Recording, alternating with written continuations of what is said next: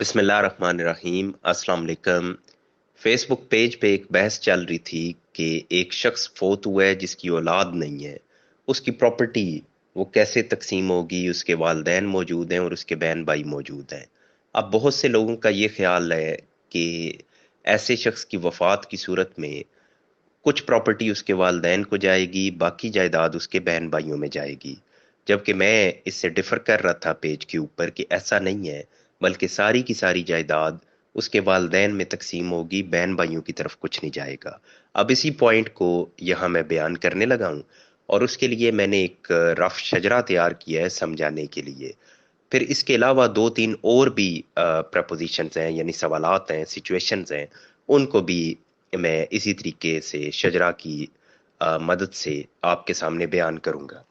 अब ये जनाब आपके सामने जो एक रफ शजरा तैयार किया है, इसमें एफ से मुराद फादर है, एम से मुराद मदर है, आगे फिर उनकी औलाद है जिसमें एस से मुराद सन, उसमें S1 और S2, और डी से मुराद डॉटर यानी बेटियां, D1 और D2। अब इसमें तमाम के साथ लिखा हुआ है जिंदा, सवाए S1 के, यानी जो बेटा है वो मुतवफ़ी हाल यानी वो फोत हो गया है। अब इसकी जायदाद तकसीम होनी है, इसके नाम कुछ प्रॉपर्टी है, वो तकसीम होनी है। अब वारसान में फादर, मदर और इसके बहन भाई, यानी एस के बहन भाई हैं, एक उसका भाई है और दो उसकी बहनें हैं। अब इसकी जायदाद किसकी तरफ जाएगी? तो मैं इसमें यह बयान कर रहा हूं कि इसकी जायदाद जाएगी सिर्फ बाप और माँ की तरफ। वैसे माँ बाप का हिस्सा होता है 1/6, 1/6। लेकिन ऐसी सूरत में जब इस शख्स की औलाद नहीं है, इसकी बेवा नहीं है, इसके बहन भाई अलबत्ता मौजूद हैं, तो बहन भाइयों की तरफ कोई शेयर नहीं जाता। अब वो क्यों नहीं जाता?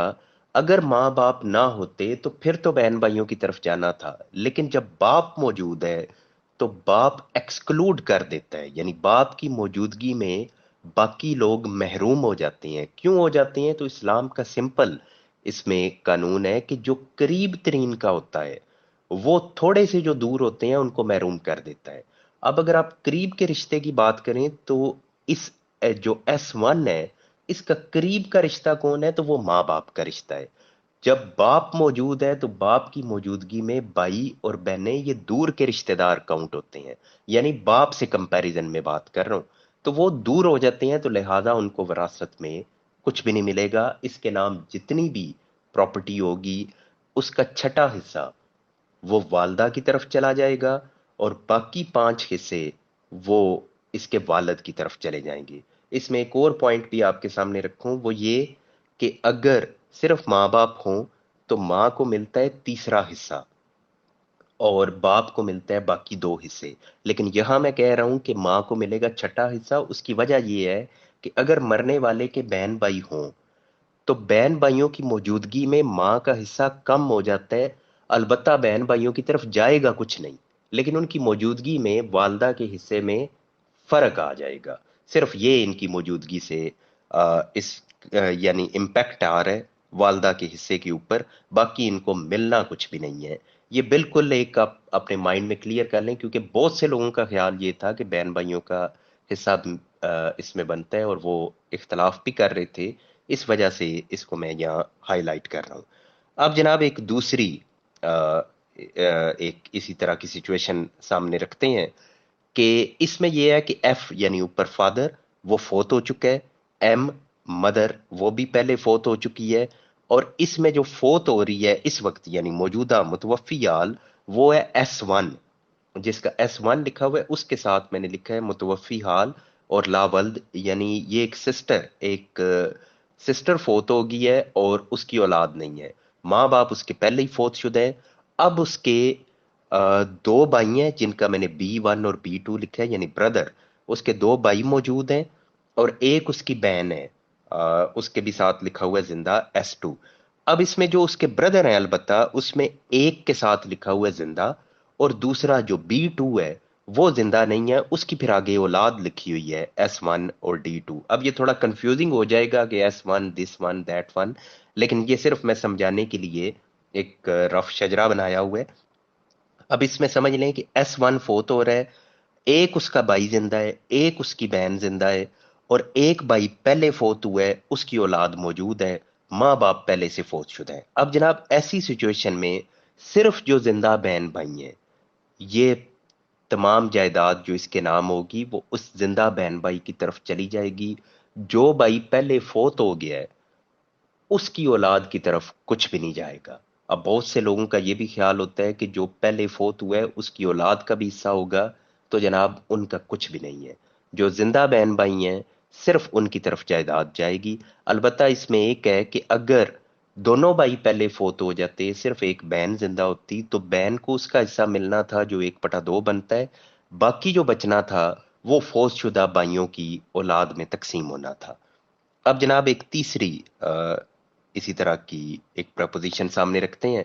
अब इसमें क्या है, इसमें S1 जिसके साथ लिखा हुआ है मुतवफ़ी हाल लावल्द, यानी ये फोत हुई है, इसके 2 भाई थे, एक इसकी बहन थी, वो सारे पहले से फोत शुदा है, माँ बाप भी पहले से फोत शुदा है। अब आ गई है कि यानी जो फोत हो रहा है उसके बहन भाइयों की औलाद में प्रॉपर्टी तकसीम होनी है। अब जनाब जो भाइयों की औलाद है उसमें लिखा हुआ है भाइयों की औलाद में S1 यानी S2 फिर S1, यानी बेटे मौजूद हैं, भाइयों के बेटे मौजूद हैं, और एक भाई की बेटी भी मौजूद है जिसको मैंने D1 लिखा है। दूसरी तरफ उसकी एक बहन भी मौजूद थी, वो भी फोत हो चुकी है, और बहन की औलाद में भी 2 बेटे मौजूद हैं। अब जनाब ये सब से जो बॉटम में लिखा हुआ है वो आपने देखना है, S1 S2 S1 D1, यानी ये अब जिंदा है।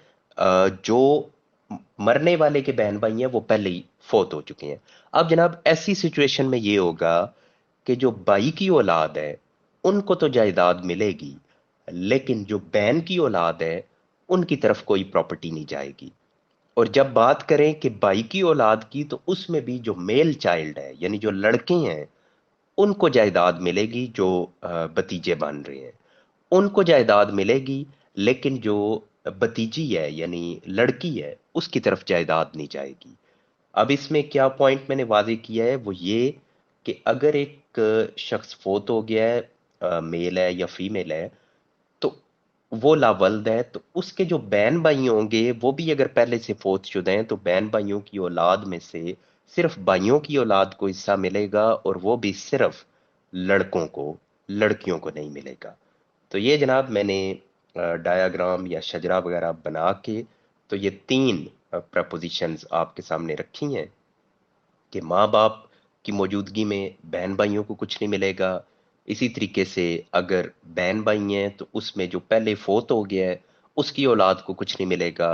और तीसरा, अगर बहन भाई सब फोत हो चुके हैं, वालदैन फोत हो चुके हैं, तो फिर सिर्फ भाइयों की औलाद में से लड़कों को मिलेगा, बाकी किसी को कुछ नहीं मिलेगा।